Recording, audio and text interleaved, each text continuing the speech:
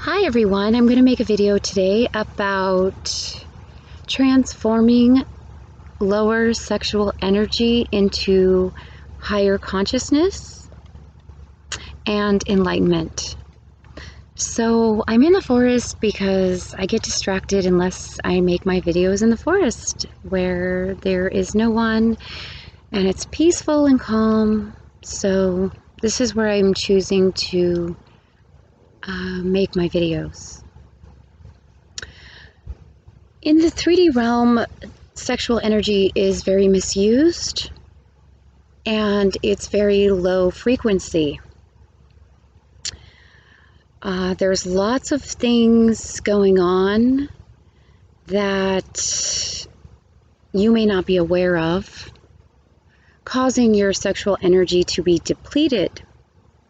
And your sexual energy is your Jing. It is your life force energy, it's your spiritual energy, it's your creative energy. So this energy is supposed to be used to connect to higher consciousness, used for creative endeavors, and used with a higher consciousness partner in the correct way in order to transform yourself. And also it can be used for eternal youth. So first I want to go into a little bit about how sexual energy is misused in the third dimensional realm. People use sexual energy and give it out in a way that depletes their energy field and doesn't build their magnetism in order to connect to higher consciousness. This happens through several different ways, mostly through ways you wouldn't be aware of, like people hijacking your sexual energy. Lust is a form of this. So you'll see images, sexual images out there on TV and on billboards and just in the general public, which will trigger a lower response, sexual, lustful energy within you, which will take you into the lower levels of sexual energy, and you will have an orgasm in the third dimensional way, which would be just holding it within the lower chakras and then expending your energy outward. So instead of doing that and being pulled by the outside world, another way that this can happen, real quick, that I just thought of, is that other people can pull your sexual energy through their energy. It's also why we have a lot of sexual misconduct in this realm. People being harassed sexually or raped. This is what I'm talking about, because once somebody has you trapped in their sexual energy, it's much easier for them to control you. So conserving your sexual energy and celibacy and going into meditation and going to God is the way to first become aware of your sexual energy and how it's being pulled in all these different directions. Sometimes people pull your sexual energy when you're sleeping at night, because this is the time when your walls are down and they're able to do spell work as well as just pulling your energy if they know how to do this. And there are people out there that do know how to do this. So if you find that your sexual energy is being pulled, go into meditation, go into nature, try to find out where it's being pulled and who's pulling it. If you can figure this out, create a boundary between yourself and that energy.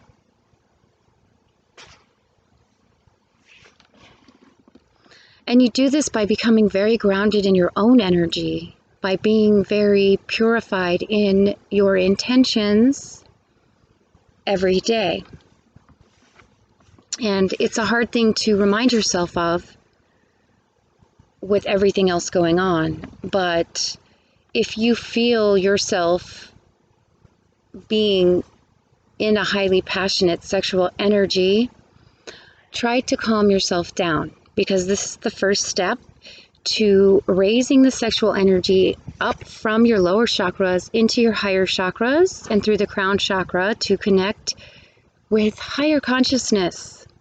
And once you can do this, you're able to amplify the energy and move it like a scanner through the body, up and down and circular, and breathe.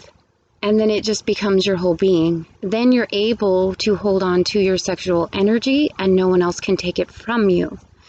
They can try, they can be sneaky and try things, but if you're always aware and you're always in your higher consciousness, then you will know when it's happening and you'll be able to put a stop to it.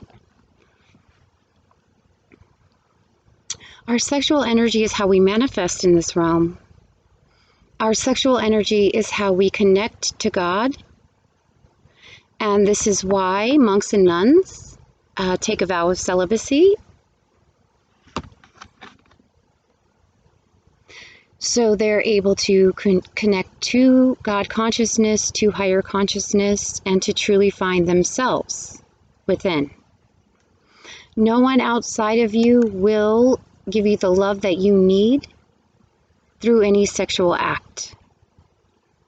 You first heal your sexual energy fields, and then you meet someone else who is at your level, and then you can join in together to create a different kind of experience that pulls in only abundant, higher vibrational energy and not lower energy that's based on purely lust. So, I hope that makes sense. I think it might. However, being attracted to people will teach you this lesson. There'll be people that will come and try to pull you into their energy, try to attract you or tempt you through lust to have sexual encounters with them. If this happens, guard your energy field, come back into your own beautiful energy, meditate, pray, do healthy things for yourself, breathe. There's many techniques that will help you do this. I'm kind of just simplifying it and giving you the general perspective of what I'm trying to convey. But hijacking sexual energy is the way that they steal energy and use it for their own advantage. And that's why I'm warning you, do not let your sexual energy be taken in this way.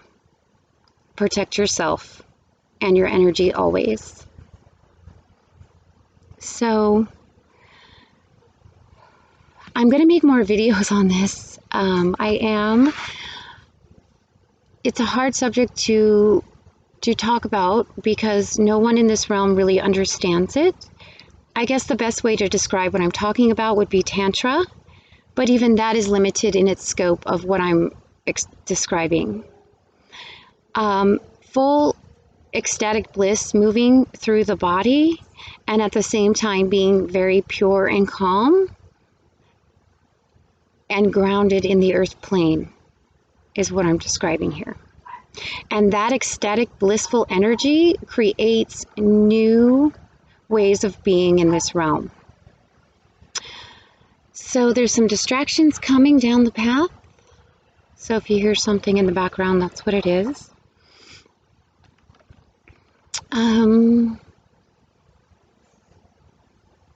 Do not let people pull at your sexual energy. Do not put yourself in situations where someone may rape you. Because once you mix your sexual energy with someone else's, it's really hard to get out of that energy. And it takes extreme awareness, and you have to know what you're doing in order to do so. Otherwise, you are susceptible to being brainwashed by that person. And they can do black magic and spell work and all kinds of things on you once that happens. And that's what happened to me. So that's why I tell you guys about this. And I'm wondering if I missed anything. I think that's about all I want to talk about today. I'm going to be making more videos soon. Thank you for your support and your love and your kindness and your prayers and your generosity with your donations. Everything helps, and it's been a long journey, but we are winning. We're always winning. If you stay in your own energy, your own space, mind your own business, and create your own vision for what you want that comes deep from within your heart and soul, and just make that all you see, that dream will become a reality.